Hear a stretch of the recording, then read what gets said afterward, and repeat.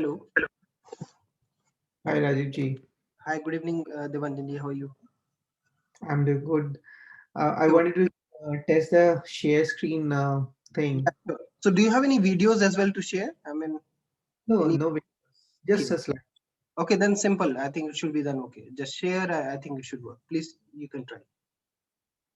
Okay, it says host disabled participant screen Yeah. sharing. So let me make you co-host. So you should be able to share screen now. Please try now.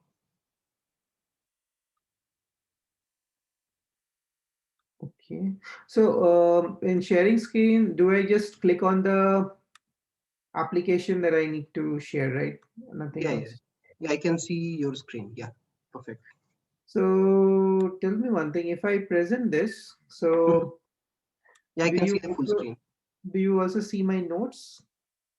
No, actually. I mean, just before uh, just go to right now. I can see current and the next slide, but You participate in this class and try to talk about something that always excites me, which is key phrase extraction. And so, what I'm talking about today is to how can we learn to identify key phrases from text documents. So, I'm not so sure whether in your information retrieval class you have. Okay, before even if I start my lecture, let me verify a few things. So, uh, everyone can hear me, right? If there's any problem with the audio, let me know or speak up. And during my presentation, please feel free to ask questions. I'm myself feeling very sleepy. Okay, I know you guys are also sleepy at 8 a.m. So thank you so much for attending this talk. I hope you have good breakfast and at the same time you can hear my talk as well. So um, so I so yeah, so as I was saying that the topic for today is to identify key phrases from text documents with we would see how we can do so in an automated way. So moving forward, uh, so I think this is a slide that I wanted to present, but I think Rajiv has already done half of the job. So as Rajiv rightly told, most of my research has been focusing in the areas of natural language processing and information retrieval. And I work very closely with Rajiv and Midas Lab. I frequently collaborate with students at Midas Lab. And some of the main topics that I am interested to work in are social media mining, scholarly document processing, and Indic NLP. So by Indic NLP, I mean natural language processing applied to Indian languages. And I'm really excited and very glad that um, I frequently collaborate with Rajiv and get to actually contribute back to some of these Indian languages by building interesting corpus and also methods for processing them. So okay, so this is more or less the overview of my talk. Or outline of my talk. So I know this is like a 1 hour talk, and maybe we can um, use another half an hour or 15 minutes for questions or discussing about various ideas. I want to go very slow at the beginning in order to introduce all of you with this particular field of key phrase extraction and generation and what it means, um, and all. And so I'll be mostly looking at giving you a very brief overview of this particular area and the take you through the most common approaches to solve this particular task of key phrase identifying key phrases. Then what are the applications that actually get benefited by this kind of a task? The various data sets, which are very popular benchmarks for um, evaluating the performances of your methods that solve this particular task, the challenges associated with these the various evaluation procedures, and the challenges in general of this particular area. Then I'll quickly go through some of the works that I have done with Rajiv. And some of these are related to unsupervised key phrase identification and supervised key phrase identification. And then I'll also touch upon some future work that we are planning to do, and which I'm really excited about. And I see some of the students over here who are actually working with me in some of the things that I'm trying to work in this area. So I've been working in this area for last 4 years, and I've been closely following this particular area of identifying key phrases. And it is a very interesting, because not a lot of people are working in this particular area, and also the problem is quite hard. So both of them actually makes it a very unique domain to work on, and very interesting domain to work on. So so let's get started. So so the problem of identifying key phrases can be defined as, as basically, trying to automatically extracting or generating a set of representative phrases from a document that concisely summarizes its content. So all my presentation would be very much limited to text documents. So that is all that I'll be presenting about. And so these phrases could either be extracted or generated. We'll come to know about it soon. So say suppose we have a we have an abstract. So in this case, the document is just an abstract of a scientific paper. And the aim is to actually build a model which processes this particular abstract and gives back the most important key phrases that represents this particular abstract.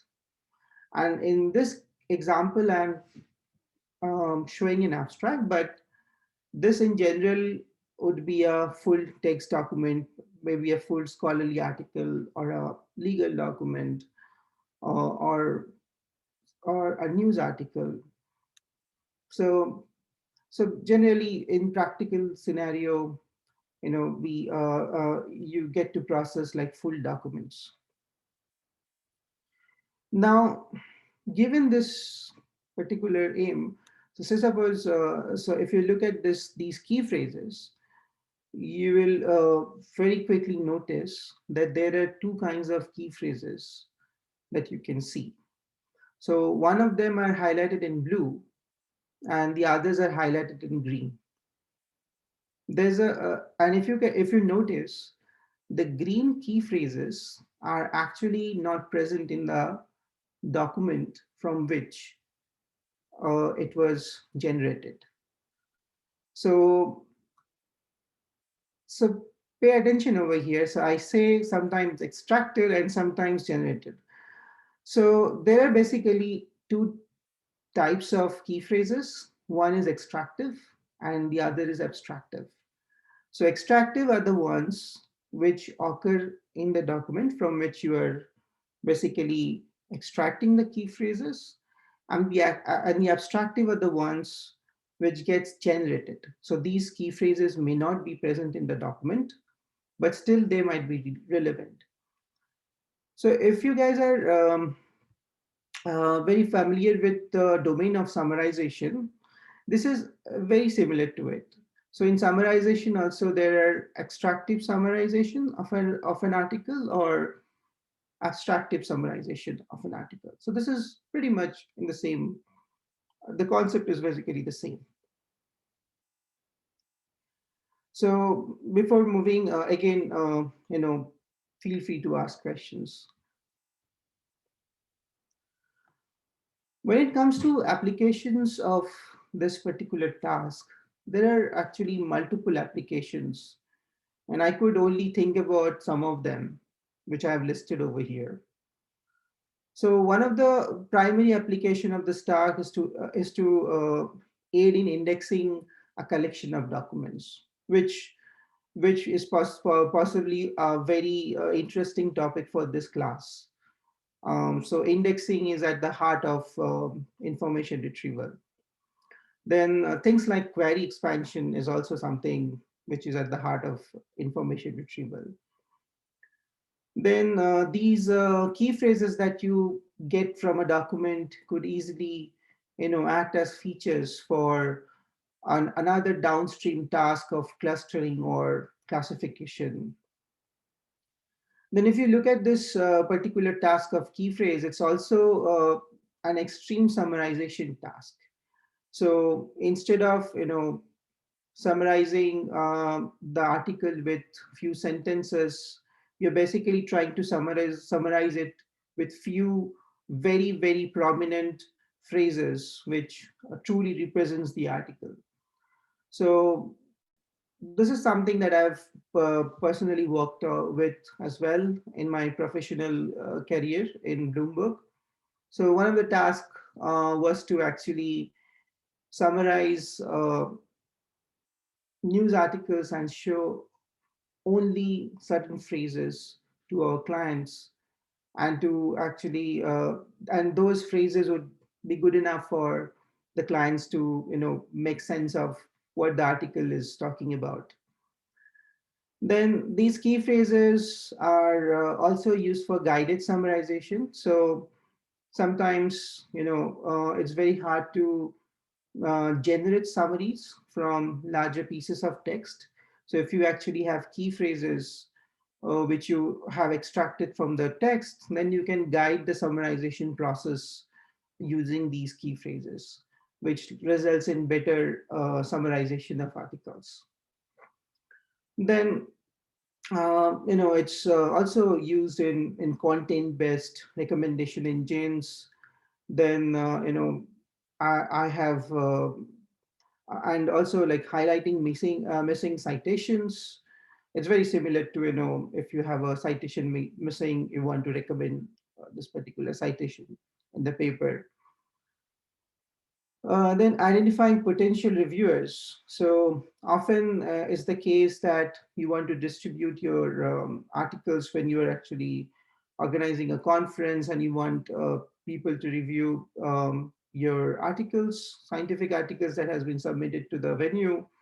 So you can actually match the key phrases extracted from the papers to some of the key phrases that are actually related to the reviewers, the pool of reviewers that you have, so that you can assign the right paper to the right reviewer. And analyzing like content trends and many more. So there is plenty of applications of this particular task. So when it comes to approaches, mainly like this particular identifying key phrases are mainly solved using supervised machine learning and unsupervised machine learning. So in supervised in the supervised approaches, actually you often get these two other subdomains, which is key phrase generation and key phrase extraction. So this is exactly what I was saying, like um, in one of the previous slides, where you actually try to extract key phrases using a supervised approach from the document, and sometimes you could also, use approaches where you are trying to generate some key phrase, and this could be something that which is either present in the document or not present in the document, but still could act as a very relevant key phrase. For example, if you have a suppose document which talks about so suppose um, convolutional neural networks, and that is one of the key phrase. And you want to also generate CNNs. So although it might not be present in the document. So in case of unsupervised approaches, most of the approaches that was initially like proposed were based on heuristics and leveraging statistical properties of words and phrases, and we'll go through some of these in our slides. But majority of these methods, even today, are based on graphs and ranking of graphs. And we'll look at how actually graphs can help in actually understanding or identifying key phrases from a particular document.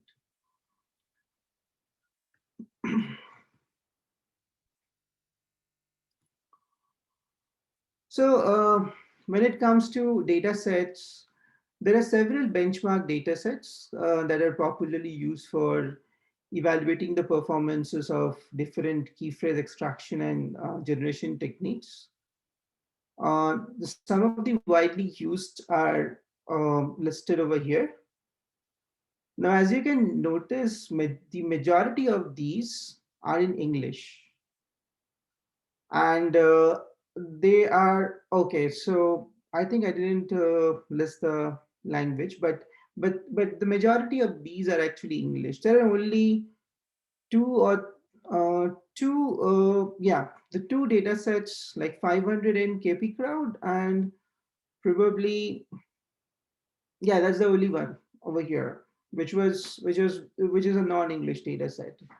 So as usual, this is a very like common problem in NLP, and like most of the data sets that get curated are basically in English. And one of the most interesting thing is that most of these data sets are not full documents, but just abstracts, and comes from scientific domain. So historically, like we have been indexing scholarly articles that are being produced by scientists all across the world, and normally when we submit some scholarly article in a conference or a journal, we normally assign key phrases to these articles. And since this was something that was readily available, and it so people readily use this particular information or metadata associated with the paper, and that's how they came up with these various data sets. But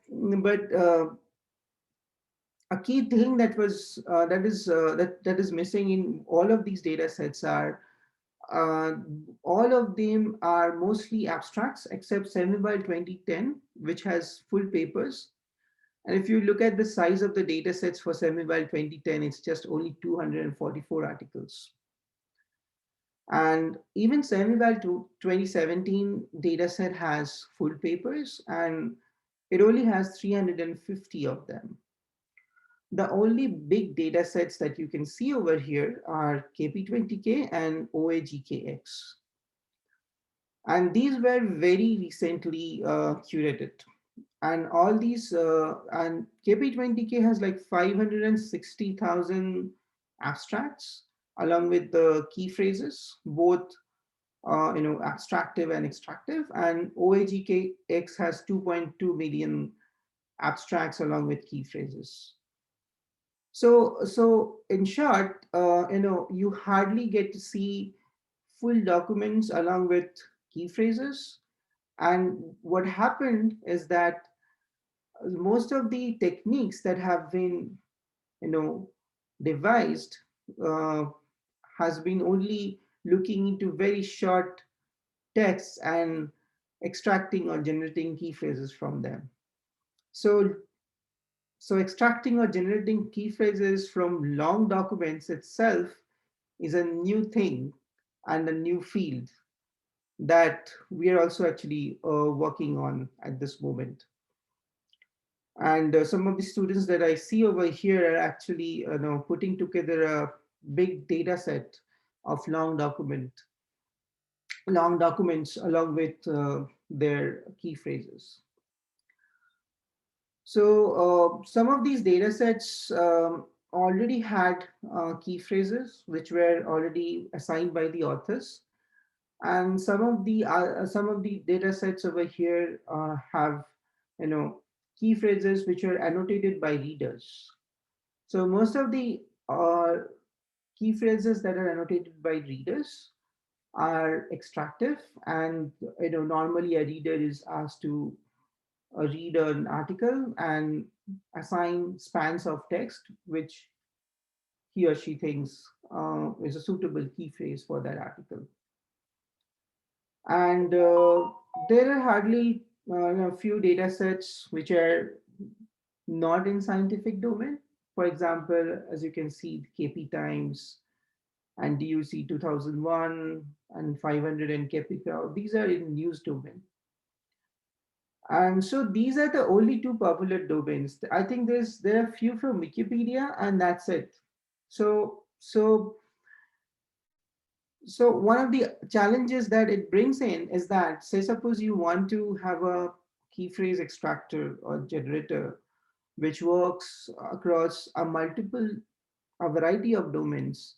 So you hardly have data sets to train your key phrase model. Excuse me. So that is also a big challenge. Now, when it comes to evaluation metrics, these are very standard evaluation metrics.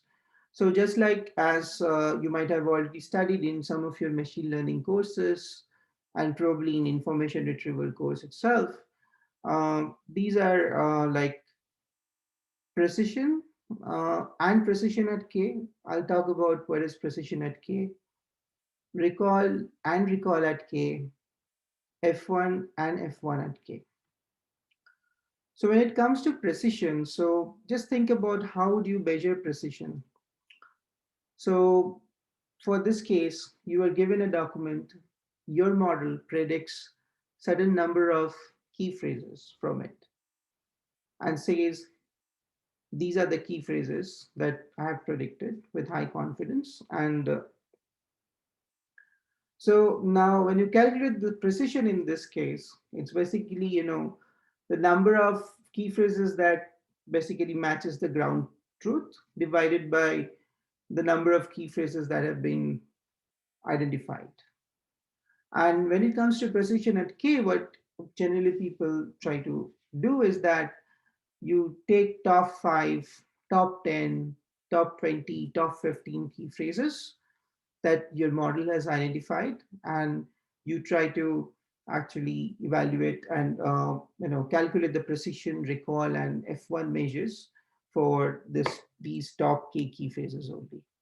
And it's very popular in it's very popular in the key phrase world, and probably in many other information retrieval tasks as well. So recall has a very similar definition as which you'd be already familiar with. So it's basically number of key phrases that matches the ground truth and the number of key phrases in the ground truth divided by the number of key phrases in the ground truth. And F1, as you already know, is a harmonic mean of precision and recall. So mm, I'm going to stop over here. So are there any questions probably that I can answer?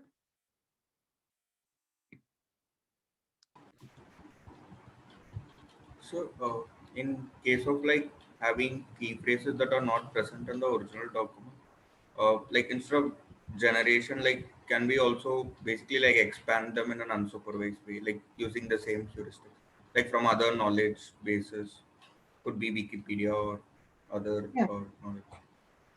sure. I'll come to them. Yeah, that's a very good point actually. So there are various approaches. So I'll soon come to them. Yeah, we'll get into that. Okay. So now when it comes to evaluation, so there are various challenges that one faces in these cases. And one of them is, what would you do if you have key phrases? Do you want to do an exact match? Do you want to, evaluate with manual annotations, or do you want to do a partial match? So exact match is like, you have a key phrase. So suppose it's for, in this case, suppose you have a key phrase, Ben Johnson. So, or maybe, Olympics, Ben Johnson may not be the good example. So maybe you have Olympics as a key phrase, and your key phrase extractor has identified Olympic Games as a key phrase. So that, although is very relevant and is probably the right key phrase for this particular piece of text, but it doesn't matches exactly with the ground truth, which is basically Olympics. So that is a very important problem actually, and that's why you often see low scores in these one of these key phrase these performances of the key phrase extractors. So one of the possible solutions is to do partial matching, but this partial matching can get so tricky that you know you basically do fuzzy matching, and there are several ways to do partial matching. So it kind of moves away from a standard technique. And then the third approach could be, ask a human evaluator to look at the key phrases that your model has predicted and decide whether they look fine or not. Okay, so but that needs a lot of time investment, money, and so and it's also subjective. So something which is a key phrase for you might not be a key phrase for me, and a key phrase for someone else. And different depending upon the background of that particular person, you know the same person can actually read the same article in a very different perspective. So there are several types of errors that were identified in the paper that I have cited over here. And these are from this paper, basically. The example is also from the paper. So one of the common errors is the evaluation errors. So evaluation errors is a type of error when your system outputs a candidate or the key phrase that is semantically equivalent to a goal key phrase, but it is considered erroneous by a scoring program because of its failure to recognize that the predicted key phrase and the corresponding code key phrase are semantically equivalent.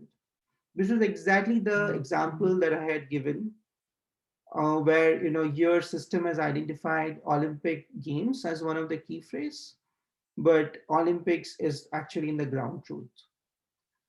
So there are a few ways to actually tackle this kind of error. Like if you don't want to only rely on actual matches, but maybe semantic matches. But there's not no such proper study so far in this particular area, which actually looks at a better evaluation metric. In using some of the semantic matching techniques, maybe using just word embeddings. So there are a few actually in the area of summarization, but I don't see much happening in the area of key phrase extraction. The another kind of error is an infrequency error. So by infrequency error, I mean there are certain words that could be key phrases, but they may not frequently occur in the document. And some of these techniques that we'll discuss, you will soon see, are pretty much frequency based techniques. And so most of these popular key phrase extractors would miss out this particular phrase, which is not frequently occurring in the document or in the corpus. And then this type of errors are called infrequency errors. For example, the 100-meter dash or gold medal could be one of the infrequency errors. Then there could be redundancy errors. Errors is more or less, they when this particular model would identify a key phrase um, that is like semantically similar, or is often redundant. So suppose there is a mention of this Olympics, okay, as a key phrase at the top of the article. An Olympic Games is also a key phrase, but if you have all the key phrases mentioning Olympics, Olympic Games, and Olympic event, okay, so these are basically redundant. It's not adding any new information to the person who is trying to gauge what this article is about. So this is very common actually. So if you try to build such a key phrase extractor based on some of these existing methods, you'll often face this problem. And the last one that I want to talk about is overgeneration errors. Now, in overgeneration error, actually, it occurs when a system correctly predicts the candidate as a key phrase because it contains a word that appears very frequently in the document, but not necessarily, not every occurrence of this particular word would be a key phrase. Sometimes it could be a part of another word or a phrase, and it may not be a part of the key phrase. So, for example, in this particular article, the authors say that Olympics is a key phrase, but Olympic itself is a word that occurs very frequently in this particular document. And some of the key phrase extractors can also identify Olympic movement as one of the key phrases. So, but that's not in the ground truth. So, so these are some of the evaluation challenges, and these these challenges are itself like individual directions to look at, and not a lot of people are actually looking at when it comes to the key phrase extraction research. So, and these are some of the general challenges in this area. Like one of the major challenges that, as I said, most of the data sets are based on short excerpts of text, which is like abstracts, and these abstracts are at most 10 sentences or so. So how to then process very long articles, and this is a problem that we are exactly looking at this moment, and we are actually even submitting a paper at EMNLP, which exactly tries to solve this particular problem with our new data set. Then there's a problem of structural consistency. So say suppose you are an engineer working in a company like me, I do key phrase extraction, and um, you're asked to actually come up with a model which identifies key phrases, and you're given a document, and each of these documents have very different structures. So when you are doing things in the research world, things are very well structured, but when you are actually working in the practical environment, you'll face like such situations where you're not only processing, so suppose, research documents, which has a very well defined structure, but many other kinds of documents like legal documents and news articles, and each of these will have different structures. So how to deal with these kind of situations where there is so many structural inconsistencies? So this is a very big challenge in this area. And then topic change. So there are certain domains like conversations, instant messaging, and Twitter conversations, Reddit conversations, social media. So if you want to extract key phrases from certain kinds of domains, there's a huge change in topics. So, you know, something that was discussed at time T1 changes to another time T2. And it's very hard to actually identify the most important key phrases. So, you know, things like that makes it very difficult for the current techniques to work well. So the last one is topic correlation. Some of the techniques today look at how two key phrases are correlated with each other, and based on that, they actually form their algorithms. So, but this is not always the case. So there could be documents where a certain part of the document speaks about one topic, the other part of the document could speak about some other topic. I know, although they're like a little bit correlated, but not much. So, for example, in several articles in news domain only, they try to some digest, give a like a full digest of several topics at one place, and it's very hard in that case to process such a document where there are multiple topics and there's no correlation between these individual topics and come up with the best key phrases that represent that. So, any questions? So now, given that I have given a overview of this particular area, now I'll speed up. So So now I'll go through some of the techniques, the two major techniques, which is unsupervised key phrase identification and supervised key phrase identification. So in case of unsupervised key phrase identification, there are various approaches, and most of the popular approaches are based on statistics based, which is how frequently uh, certain words occur together, where does it occur, these kind of heuristics, and then the graph based approaches. And so when it comes to the basic steps of how would you do this or solve this problem in an unsupervised way, so the first step is to actually do some kind of candidate selection.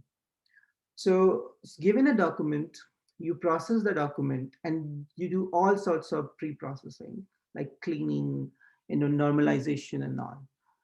Then after doing that, you might also do parts of speech tagging, named entity recognition, phrase chunking, and maybe lemmatization and normalization. And then what you do is that you get a list of candidates, okay, and by say suppose you have a document and you just identify noun phrases, so these noun phrases are all your list of candidates, and then what you try to do is that given this list of candidates you'd like to rank these candidates, so the ultimately the ranked result that you get are basically the key phrases. This is very similar to what you have might have been taught in the information retrieval course. So this is how mostly the unsupervised approaches work. So out of these unsupervised approaches, the most popular one is the graph-based ranking approach. So as you can see, there's a graph, and there is multiple phrases which are associated with each other, and you often actually try to arrive at this particular graph. And how you arrive at this graph, I'll give a very brief overview. So what you do is that you identify text units that best define the task at hand and add them as vertices in the graph. So for example, so suppose you say, I would say all the noun phrases as the candidates, and you identify these noun phrases and you treat all these noun phrases as individual text units and as the vertices in the graph. Now you identify relations between these text units so that you can actually connect them with each other. And there could be various kinds of heuristics and also, something. So one of the things that I was telling that, people use a lot of correlations statistics to understand whether one particular node is correlated with another node or not. And often, people use a sliding window technique where you actually take a document, you slide through, 5 words at a time or 10 words at a time or whatever is your text unit. Okay, and then you see if these co-occur with each other very often or not. Okay, and based on that, you basically form this particular graph.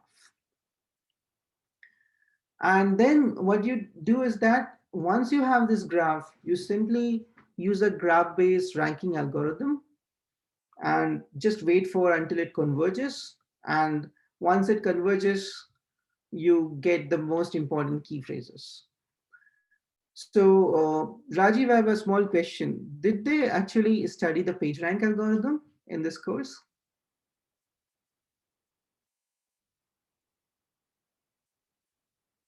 Rajiv, I think I cannot hear you.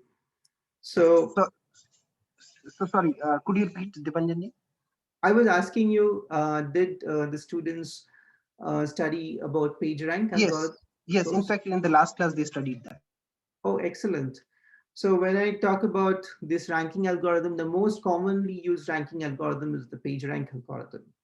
So once it converges, it will give you the dominant eigenvectors and corresponding to the dominant eigenvalues, and then you'll get the most important nodes. And some of the popular techniques are text rank, div rank, SG rank, position rank, and this slide basically links to those techniques and some of the implementation of these techniques. So let's quickly look at text rank. So, just as how I described, so given an abstract, what you do is that we extract nouns and adjectives, limitize them, you know, bring it to the standard normalized form, then form a graph based on how they co-occur with each other using the sliding window technique. And then you just simply apply page rank to it. And once you apply this page rank, you get the most and also apply the most important terms in your graph. And then you apply certain kind of post-processing to combine these terms into proper phrases based on how co-located they are. And then you finally get the list of key phrases. And this was proposed way back. Let me see when was it proposed. I had this. So this was proposed in 2004. And believe me, this is one of the most popularly used algorithm even today. And most of the other algorithms that I had talked about, like SG, that I had mentioned in the previous slide, uh, like div rank, SG rank, position rank, topic rank, or even one of our algorithms, key to wig, are basically nothing but modifications to this particular algorithm. And I would highly encourage all of you to read this paper of TextRank. It's a seminar paper which helps you to understand how do you actually, take a concept from another domain and apply it to another domain. And actually, things are very simple. You will feel it's a very simple paper to understand, and things that are described are extremely simple, but how basically you come up with this idea is something that is something that needs to be learned from this paper. So based on this paper, Rajiv and I actually proposed another algorithm back in 2018, which got published in NACL. It's called Keyphrases. And this is basically a modification of text rank, and you'll see how. So there are a lot of pre-processing steps in this particular paper, which unfortunately I myself could not, um, what to say, reproduce when I wanted to reproduce this particular paper. And this is one of the drawbacks of these heuristic-based unsupervised algorithms. So given a piece of text, what we do is that we split it into noun phrases and named entities, and then we remove a lot of types of noun phrases and named entities. For example, we remove dates, times, percent, money, quantity. And then we also remove the determiners from the noun phrases, and do a lots and lots of text cleaning. And if you read this paper, you'll feel like there's so many heuristics applied to clean the text. You'll be amazed. And and just imagine if you cannot actually repeat one of these heuristics, it drastically actually affects the final performance that you get. So once this is done, actually, so what we do is that we apply this and to a huge corpus and train a simple fast text embedding. That's it. But what we do is that this fast text embedding is not actually representing individual words, but actually candidate key phrases. And then what we do is that we create something called a theme vector. So when this theme vector is supposed to actually identify the main theme of the article. So how do we do that? What we do is that we actually just take the title of the article in this case, for this particular example, and just identify these noun phrases or named entities, and apply the same pre-processing rules to them. And then I'll actually do the same thing for the entire piece of text. And then we what we do is that we use the word embedding or the phrase embedding that we train. And then what we do is that we concatenate them in this case, and we form a theme of the document. And then we find the cosine similarity of each of the candidate key phrases with the main theme of the document.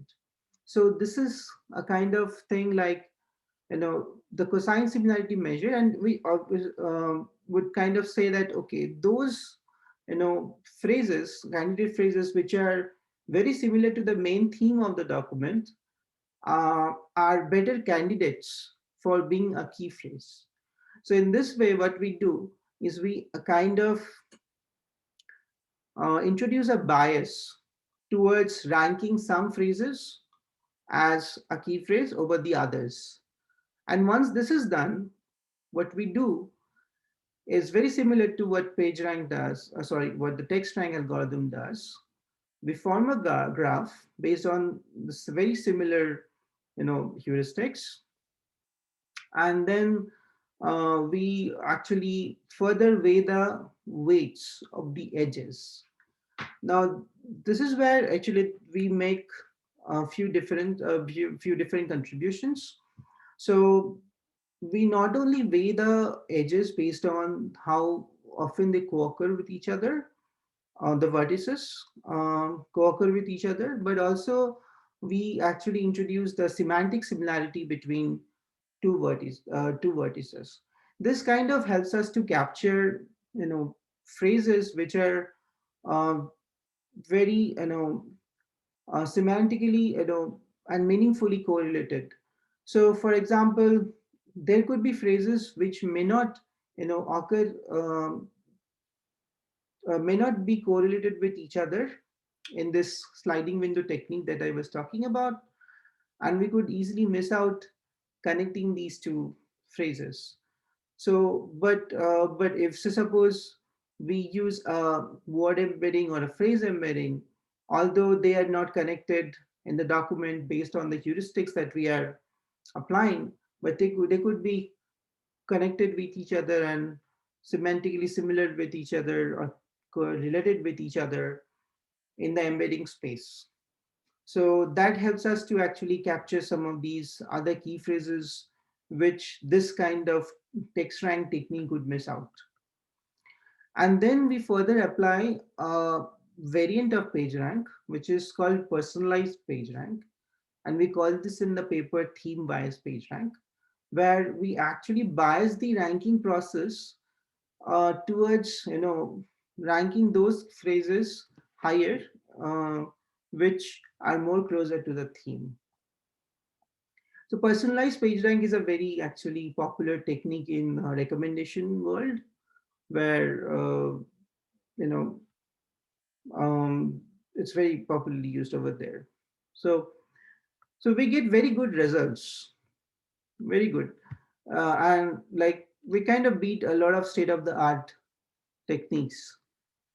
But one of the problems that I faced when I tried to reproduce these results was that I couldn't, train the same embeddings again and same kind of, representations. I couldn't get that with the same corpus that I used.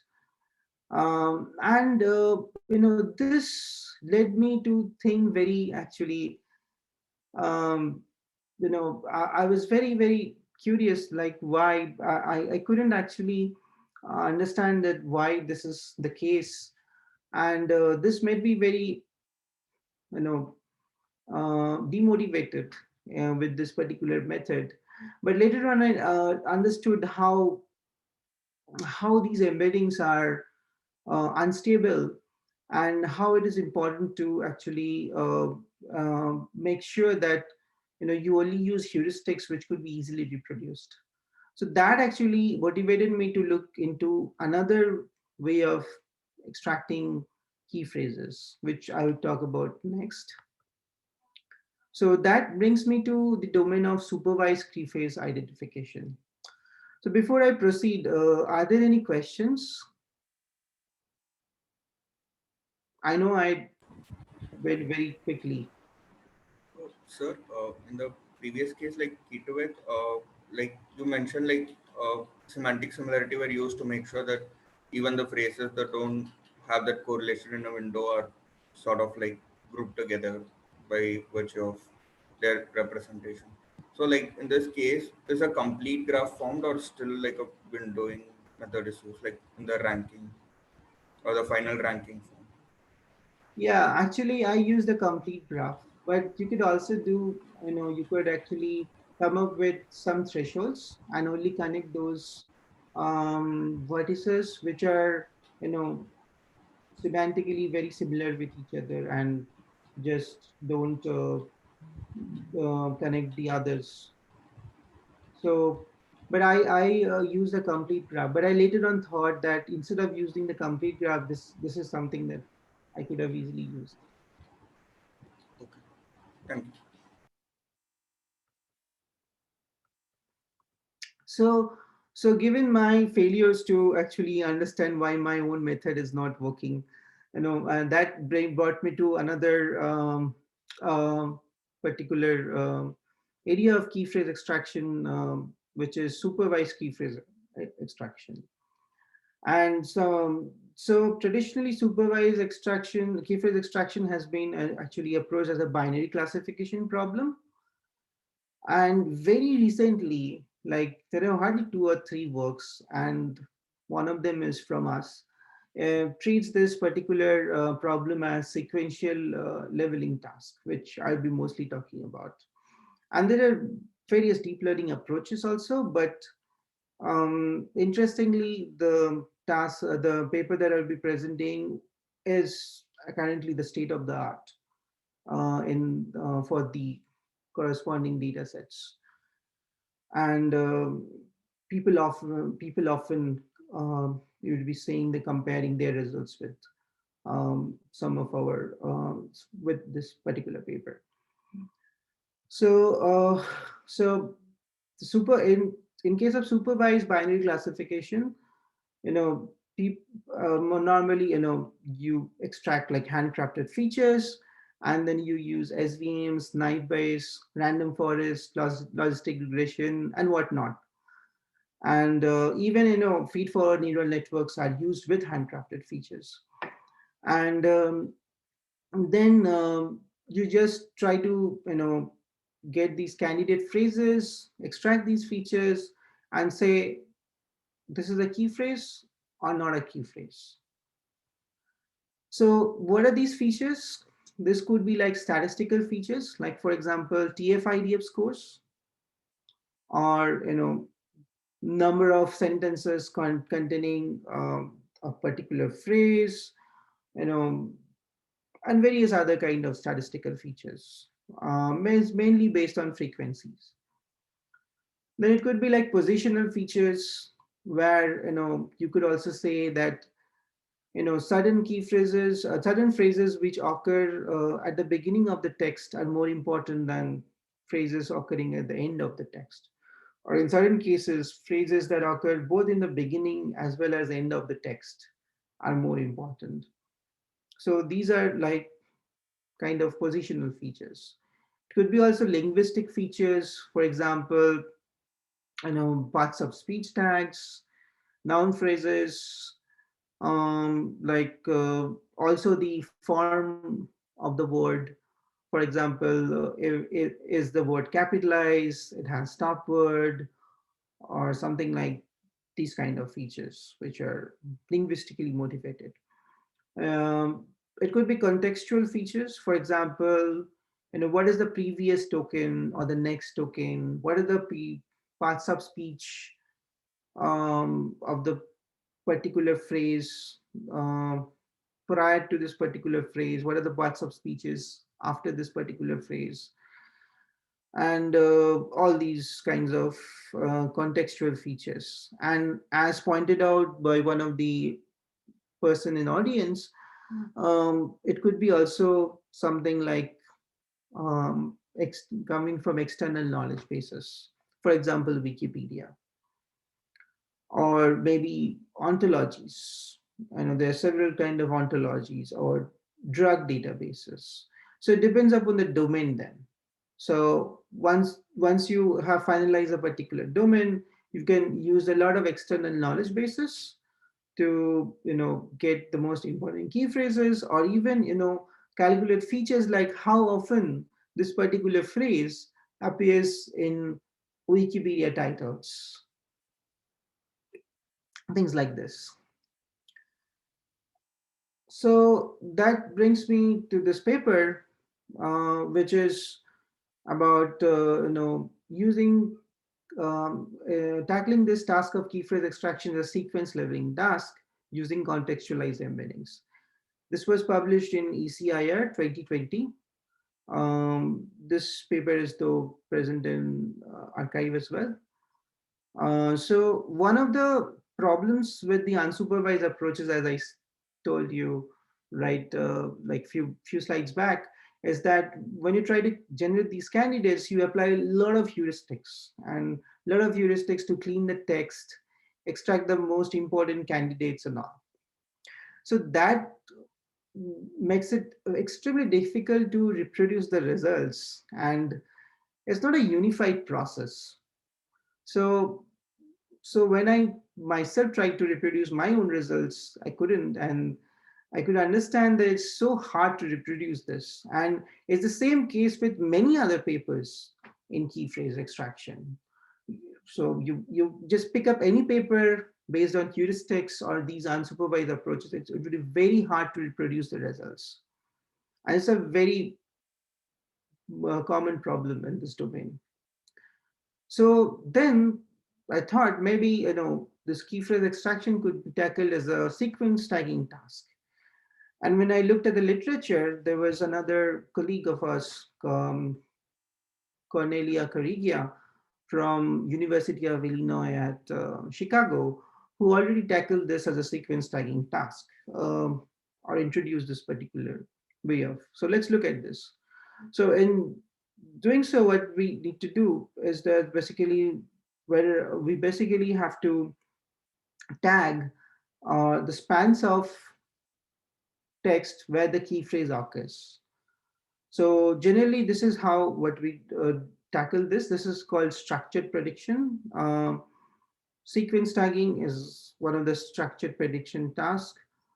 And generally, what we do is that we tag these individual tokens in a text with BIO tags. This is one of the tagging schemes. There are many other tagging schemes. But B says this is the beginning of the key phrase. I says this is like inside a key phrase. And O is like anything else, which is not a key phrase. So now, given this kind of tagged data set, the idea is to actually train a model that leverages this kind of tagging and understands the relationships between these tags and how they co-occur with each other, and where they go and say like what is this, where is the B tag, where is the I tag, and which token has a O tag.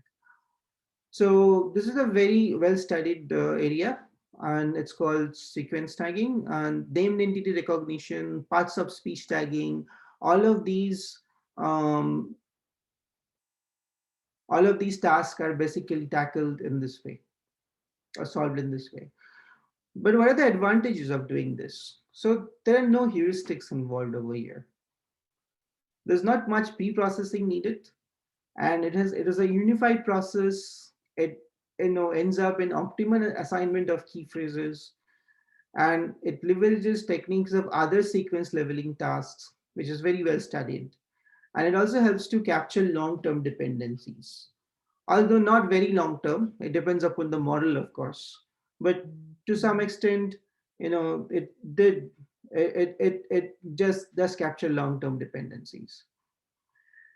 So what we did is that we just use BiLSTM CRF model.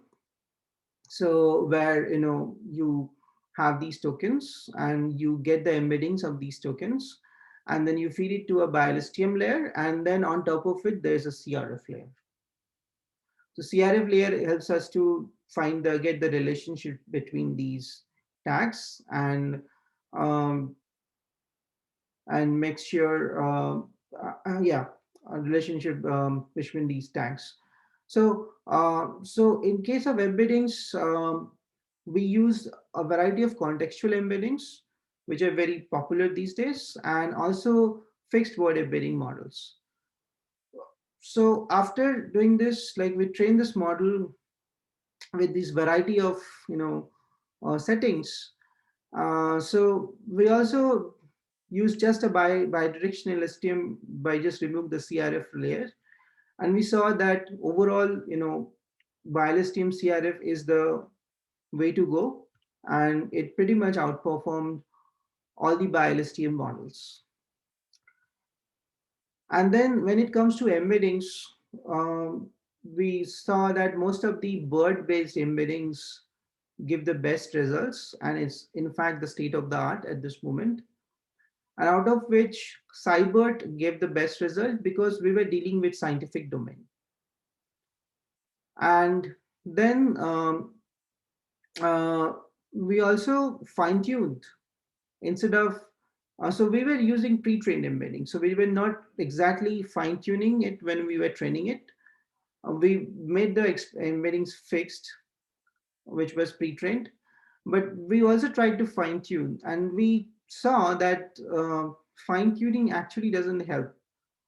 And maybe because of the small amount of data that each of these data sets has, and so just fixing the pre-trained embedding with BiLSTM CRF was good enough. So given the limited time, Rajiv ji, can I take another 5 minutes, or should I end? No, so go ahead, Dibanjan. We have time. Don't worry. Oh, okay. So when we looked at the predictions, so we almost always saw like Cybert pretty much gave very good results. So the key phrases that are highlighted in green are basically the true positives, and those which are marked in red are false negatives.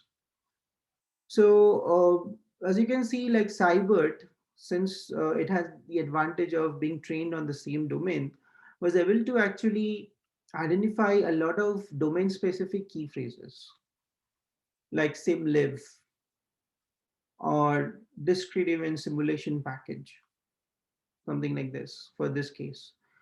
On the other hand, BERT was not being able to do that.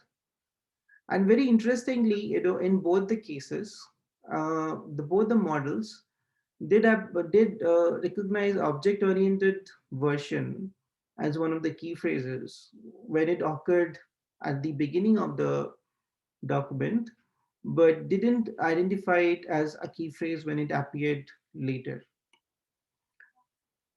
So these are certain observations which is very confusing, and we can make some intuitive guesses why. Maybe it also learns the position features, but it's very hard to understand what's exactly going on. So we took a very basic attempt to understand the patterns of these self-attention layers in each of these models.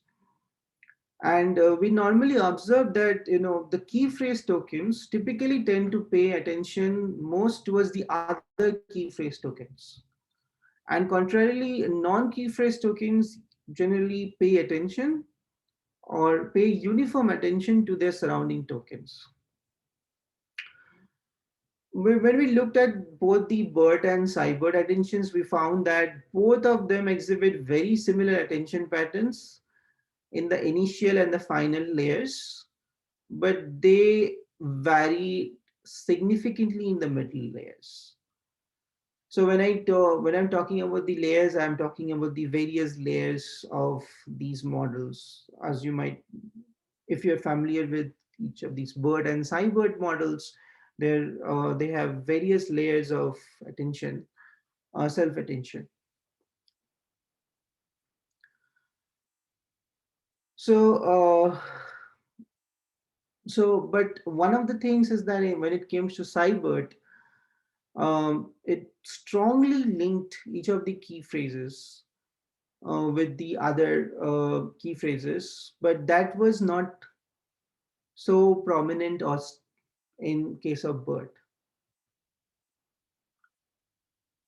So we also observed that key phrases paid strong attention to similar tokens from other key phrases. For example, if there was a key phrase which is object-oriented version, and there was a key phrase procedural language version.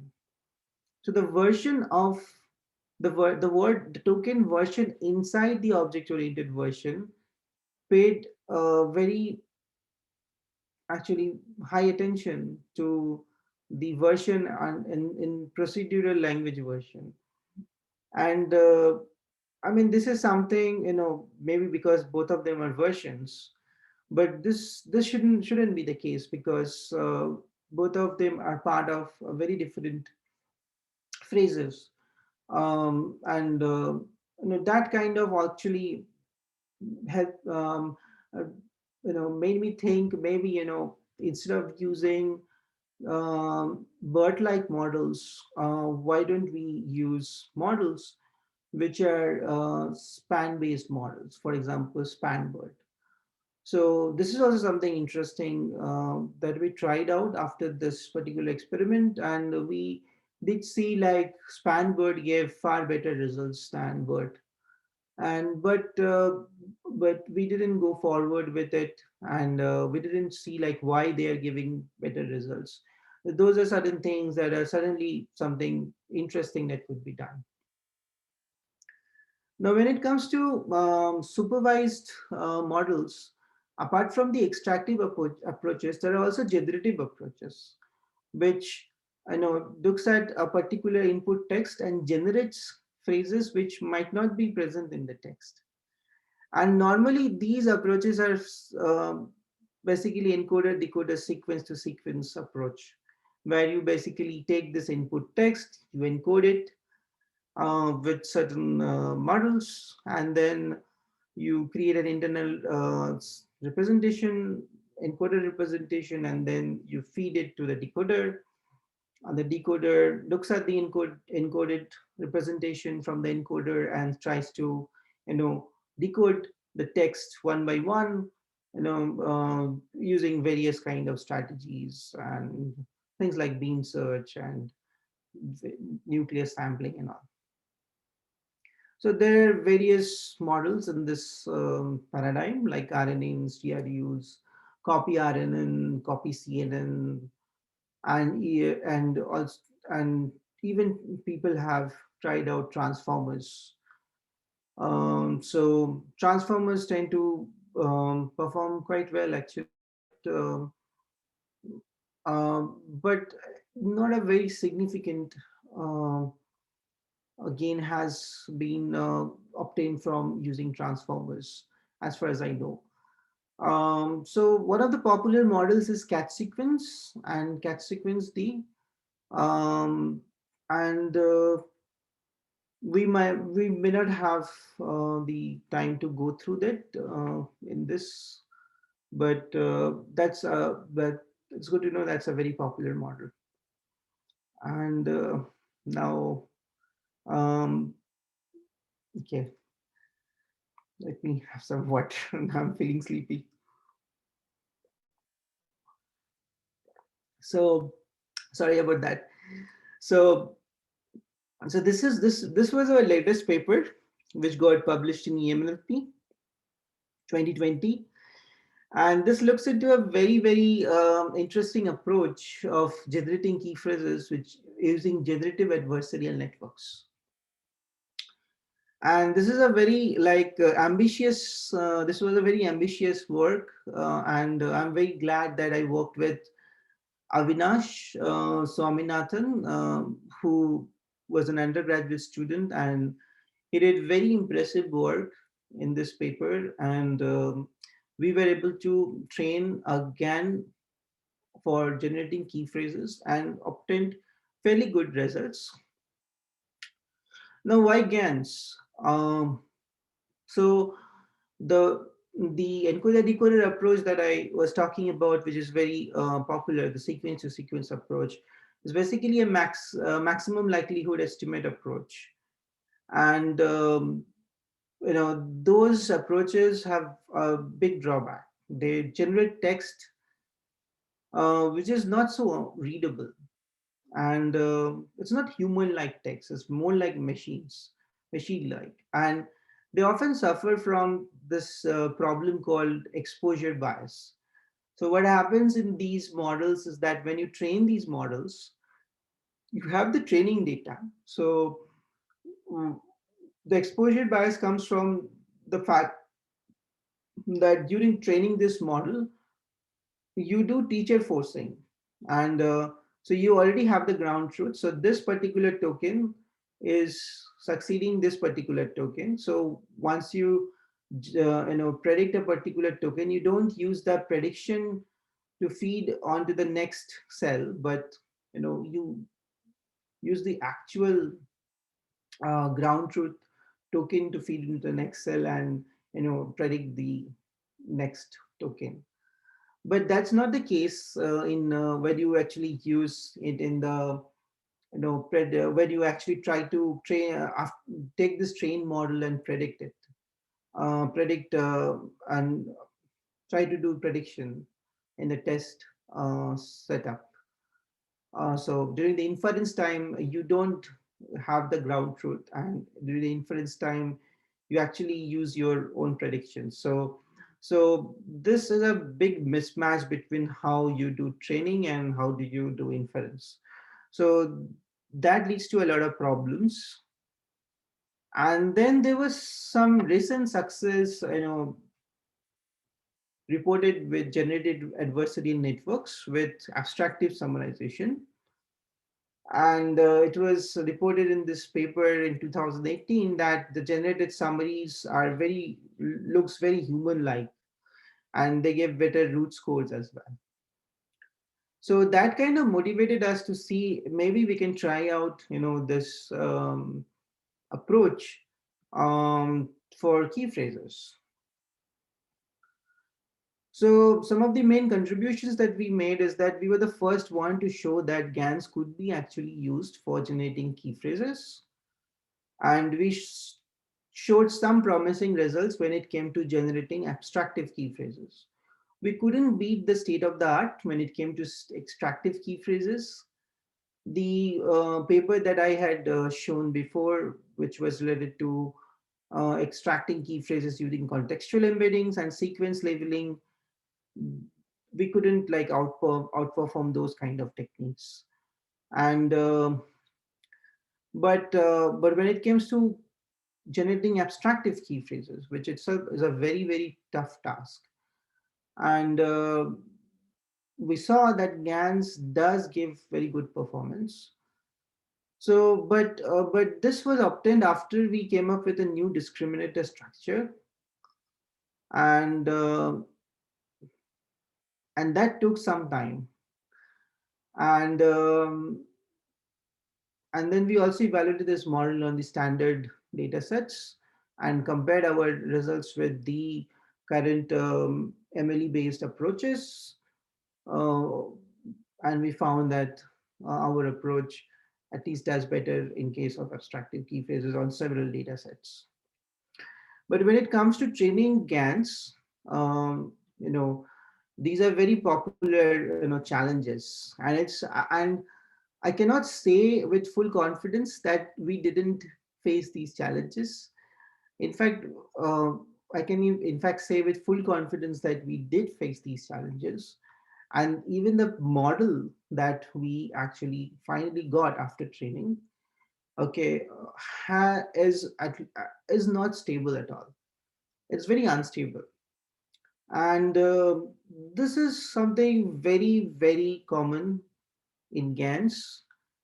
And there's a huge requirement today to actually study the way these kind of models work and how to make it more stable. So, so our techniques are not devoid of these problems. They do have these problems. Uh, the only problem that we could, could tackle was, handling the discrete nature of text, which we did using reinforcement learning. So when it comes to discrete nature of text, in a GAN setup, generally there's a generator and there's a discriminator, and the generator is trying to, generate these key phrases, and the discriminator is trying to say like if the generated key phrase is real or fake, where the discriminator job is to say that whatever the generator generates is a fake key phrase, and whatever is in the training data, the ground truth as the real key phrase. So the idea of the generator is now to produce these fake key phrases in such a way so that the discriminator cannot distinguish whether between the real ones and the fake ones. And in this process, you actually have to propagate the loss from the discriminator to the generator. And due to the discrete nature of text, it often is a very challenging task. And there are several workarounds for this particular process. And using reinforcement learning and using policy gradients is something that is commonly used. And that is what we basically adopted and used. So what are the steps? So we pre-train a generator using MLE method. So we did use MLE method, but we pre-trained the generator with that MLE method. And then we train a discriminator with samples from the generator, and the discriminate wait okay, yeah, train the discriminator with samples from generator. Okay, I think there's some kind of misprints over here. So basically we train the discriminator considering the samples which are generated by the generator as fake, and those in the actual training data as real. And then finally we use reinforcement learning to, wait, am I sleepy or am I not understanding? Okay, so then we finally used reinforcement learning to give rewards to the generator, and that is how we tackle the uh, propagation of loss problems. So we continue these steps 2 and 3 and until generator um, you know no longer converges. I don't know what is written, what I've written. So this is basically the setup. Yeah, so you see a generator, you see a discriminator, and then you pass on the rewards from discriminator to the generator, and you actually have a two-step process. You train the generator, you train the discriminator, and then you again generate key phrases using a generator, and you again then take these key phrases and get it predicted by the discriminator. And so this is like a multi-step process. This two stage training goes on at multiple steps. So this was our generator. We just use a catch sequence model which uses a like an encoder decoder structure, and you uses copy mechanism. So in copy mechanism, because basically when you are generating text, you sometimes copy from the original text and sometimes generate. So it's basically a hybrid approach of extractive and abstractive. So this is like a standard architecture that we use for generating key phrases and train the generator. And in case of discriminator, actually, Avinash came up with this a very interesting architecture where you actually condition that discriminator with the document that from which you are getting the key phrases. So the main aim of the discriminator is to distinguish between human curated and machine generated key phrase sequence. So what it does is that it consumes the original document and also the sequence of key phrases which are associated with that document, and outputs the probability of sequence being human curated or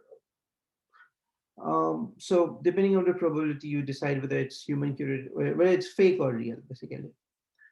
So the first layer consists of bidirectional GRUs, and it encodes the document as well as the key phrases, and both of them actually share the same weights. And then this results in the sequence of vectors, like as you can see, k1, k2 up to km. And within what we do is that we use the attention based approach to build context vectors, and then we finally feed these vectors the final set of GRUs, and this finally processes these contextual vector which conditioned on the document, and then finally does the prediction. So this was a very novel architecture actually, and I'm very glad and proud to say that Avinash came up with this architecture, who was an undergraduate student. And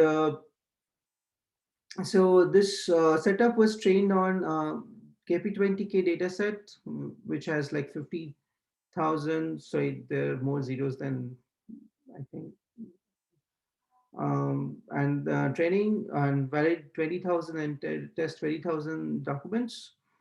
And we used only the KP20K training set, and we did predictions on all inspect, Rapivin, NUS, as well as KP20K corpus.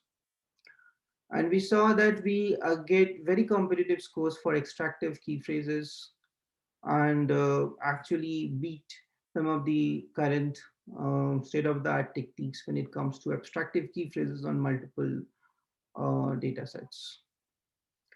Then we also saw the diversity of generating the key phrases. And we saw that our GAN model could actually generate even more diverse key phrases than the state-of-the-art models. And we also played around with different kinds of discriminative structure, and we saw that the ones which we chose as the final one was giving the best results. So in the interest of time, I won't go through these examples. These are some of the open source libraries. And key phrase extraction is something that is also available in various commercial APIs like IBM Natural Language Understanding API, Microsoft Azure, and even Amazon Comprehend has key phrase extraction, and there are many commercial APIs. And it's a very well studied problem in industry. And these are some of the future directions that I'm excited about, and which I think are something that is important for this particular domain. For example, identifying key phrases for long documents, how to study domain transfer in this particular, because you train a model in, so suppose, scientific domain. Even if you train in scientific domain, you train it in on, so suppose, computer science. How do you then use the same key phrase extractor for life science articles? Then multimodal key phrase identification, which I'm looking forward to Rajiv to guide me. And better decoding strategies, then task oriented key phrase identification, which is like you have a specific task at hand, and so how would you identify key phrases for a specific task rather than in a generic key phrase identifier. And there's a lot of task specific language models being developed these days. For example, Pegasus is one of the language models which is very specific for summarization. So it would be nice to even look at things like key phrase language model. And then adversarial key phrase generation, although we got some encouraging results, but I think there's plenty of things to study, and to understand the interpretability and robustness of these key phrase extraction models, and obviously to explore other languages and domains. So with that, I would like to end.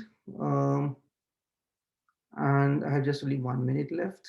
And I really thank you for patiently, listening or not listening to me. Okay, but it was a good experience presenting. So I'm over here. I mean, if you want to ask questions, feel free to ask questions, or we'll discuss anything else about key phrase. In general, let me know. Like apart from that, I'm also reachable through my email, and I can share the slides with Rajiv, and he can share it with you guys. And if you hit up with some ideas or some interesting things that you want to work on in key phrase, then let Rajiv and me know about it. We are actively working in this area, and we have lots of plans to tackle some of these challenges or these future directions. So feel free, and we always aim to publish in the best venues and do very high quality work. So that's it. I think, Rajiv. So thank you so much, Debanjanji. Very, very great talk.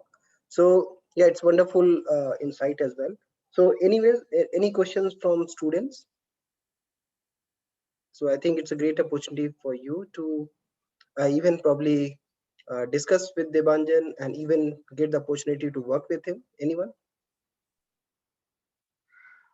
I have a question for you, Rajiv ji. How do you manage to present in Zoom and teach a class? It's very quiet. Like, how to be interactive? So So usually in my class, it's not that much quiet. I mean, luckily all the students here are very good and they keep interacting. So probably your talk was so nice that they were kind of just following that, and it was so clear. So anyways, I mean, any questions from students? Venkatesh or probably anyone, Yaman, Hitkul, anyone is there? I think Yaman left and left me with a message.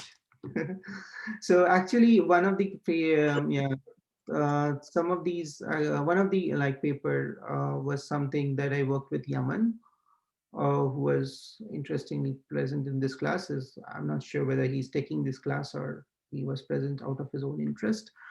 So good to see that. So yeah, so I think that's it. So let's end over here then. If there are no questions, otherwise I can hang around for another 5-10 minutes. Okay, so last call. Any questions, anyone?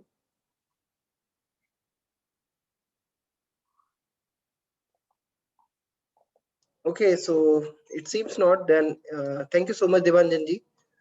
Thanks for your time, and I understand it's too late for you. So good night to you.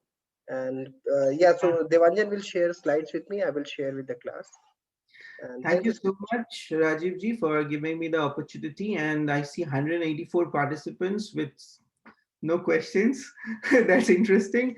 So, anyways, all of you have a very good day and hope to interact with some of you. Feel free to reach out to me and Rajiv. Thank you. Thank you so much, Devanjan. Thank you. Thank you. Bye. Good night.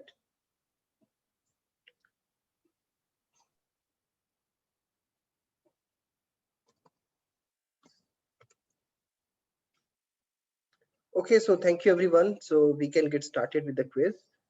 So is Dipanshu here? Yes, sir. Hi, sir. Dikshant. Okay, hi. So is the quiz posted on the Google Classroom? So it's scheduled for 9:35.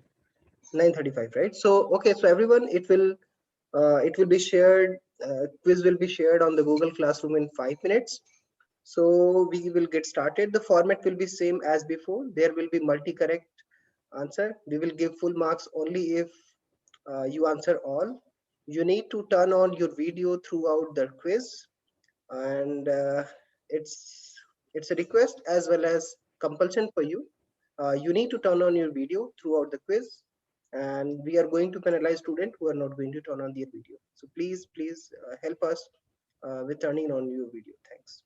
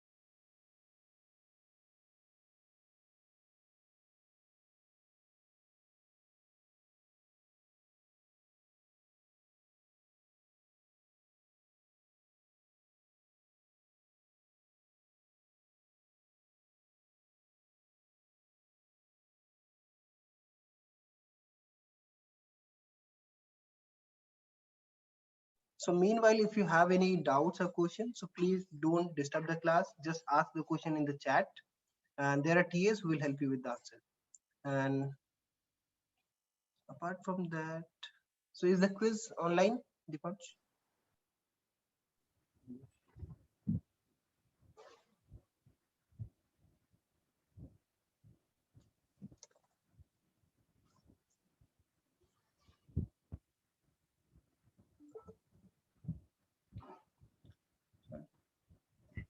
So Dikshant, is the quiz Yeah. online? Yes, sir. It's posted. Okay, great. Okay, so everyone, please get started. So it's 9:35. We will be starting at 10:05. Thank you so much. We have 30 minutes for the quiz.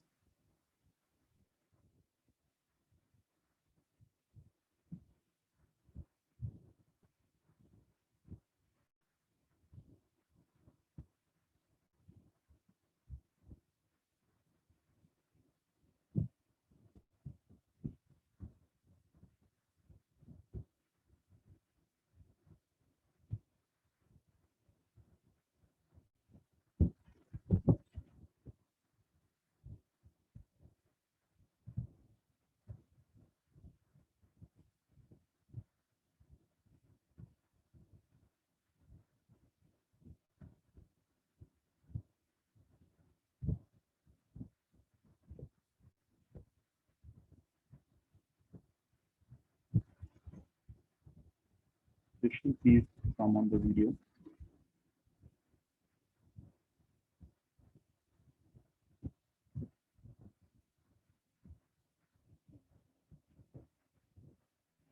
So form will be accessible only through the IIIT email IDs. So make sure you open through the IIIT email ID only.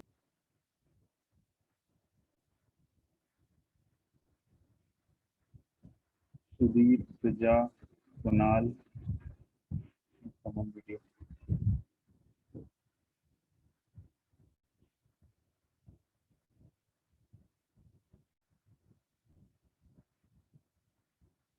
Abhinav, Rahul,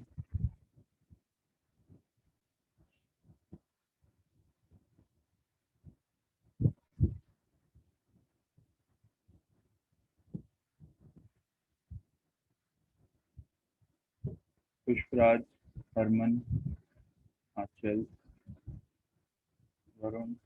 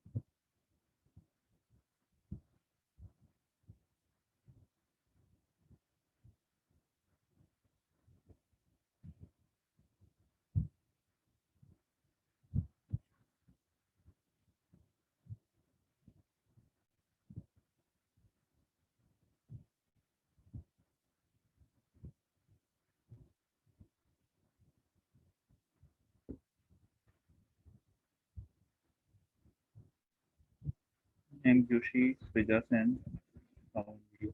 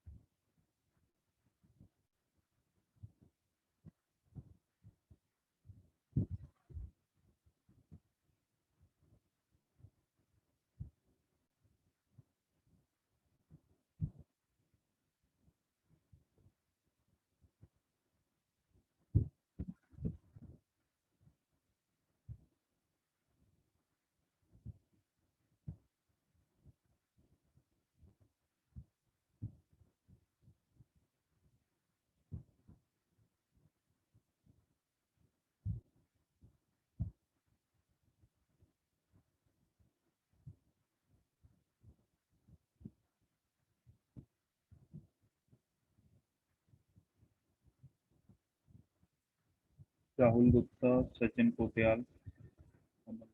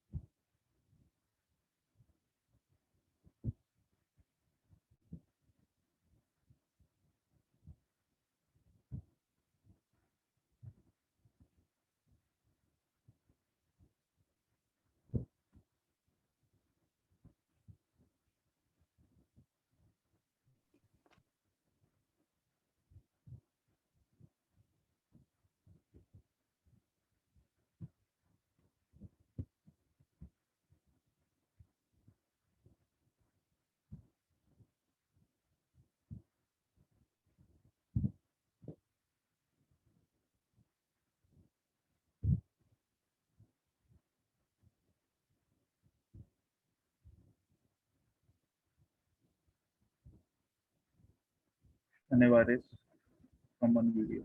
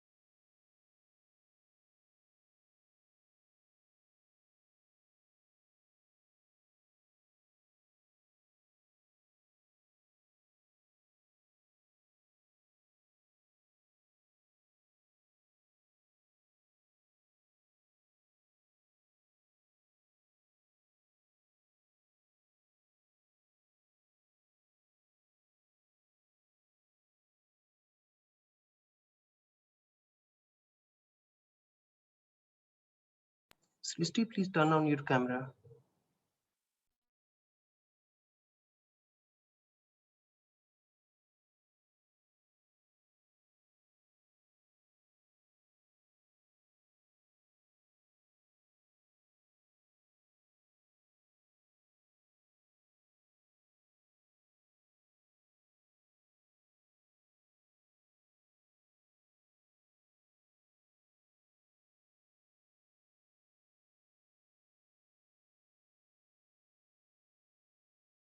Not Dristi, I mean Srishti Sani. Sani, sorry.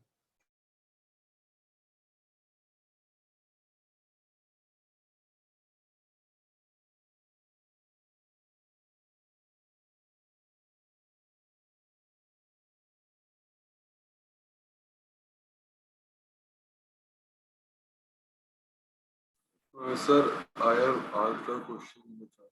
Please.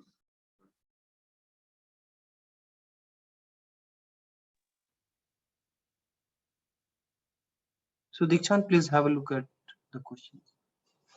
So please, yeah, so don't direct answer, just ask to everyone.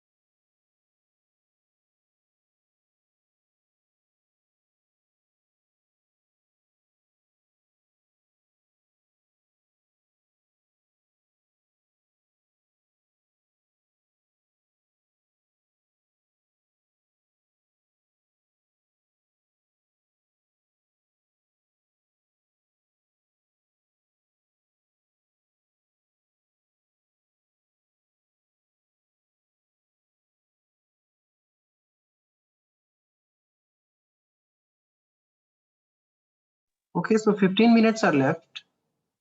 And Srishti, Sani, can you hear me? You need to turn on your camera.